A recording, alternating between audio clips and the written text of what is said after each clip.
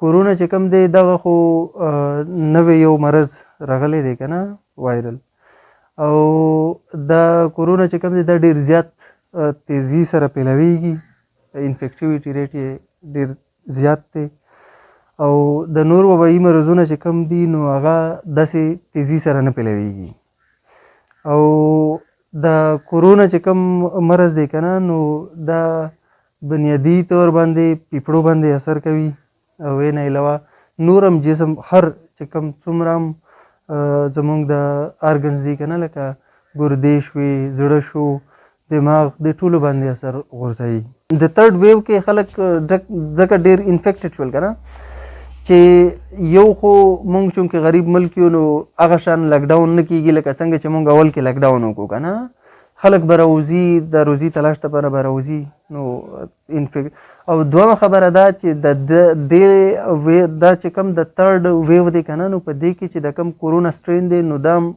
ډېر انفیکټیویټي د دې سیوا ده. او تھرډ خبره ده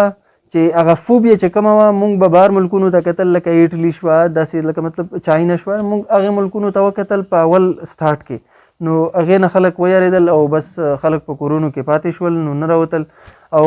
دا ده چې ګورنمنټ هم ډېر پریفرنس ورکړی و په هغې فرسټ ویو کې، اوس هغه شان ګورنمنټ هم لکه مطلب هغه نه دی کړی که نه په دې تھرډ ویو کې.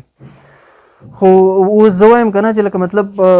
دې پیرې د تھرډ ویو کې ډېر زیات احتیاط پکار دی، ځکه چې مونږ سره اوس نن که وګورئ په ایس جي ټي ایچ کې که نه نو 401 پیشنټس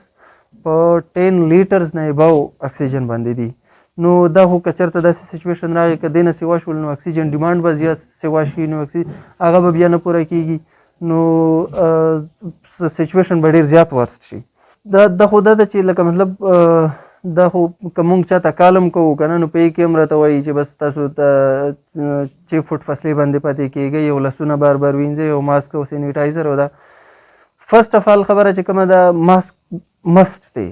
هر یو کس ته پکار ده که نه چې مطلب هغه د کور نه راوځي او کور کې وي چې ماسک هغې لګولی. سیکنډ خبره ده چې لاسونو بار بار وینځل صابون سره او یا سینیټایزر یي سینیټایزر باندې سینیټایز کول لاسونو. او بله خبره ده چې خپل منځ کې فاصلې ساتل. او اوس روژه ده، روژه کې زما خو خپل ابزرویشنز دا دي، زه یم چې په روژې کې سیوا کېږي، ځکه چې په روژې کې خلک اول سحر کې خو نه راوځي خو بیا په دې ماښام او مازدیګر کې ټول په جمع راوځي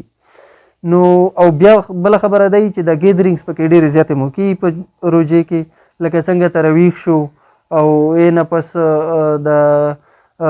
نو روژې کې پیلوېدلو ډېر زیات چانسز وي ایز کمپیر ټو نارمل ډیز که نه. نو پکار ده چې مونږ اوس په دې روژې کې ډېر زیات خیال وساتو. او بل هر سړي ته پکار ده چې انډیویژولي لکه مطلب په دې کې خپل رول پلی کړي. که چاته ان کیس که چاته شوي نو هغه ایسولیټ کړي ځان او نورو خلکو ته مطلب د مرض هغه ونه شي، هغه نه بل څوک انفیکټ نه شي.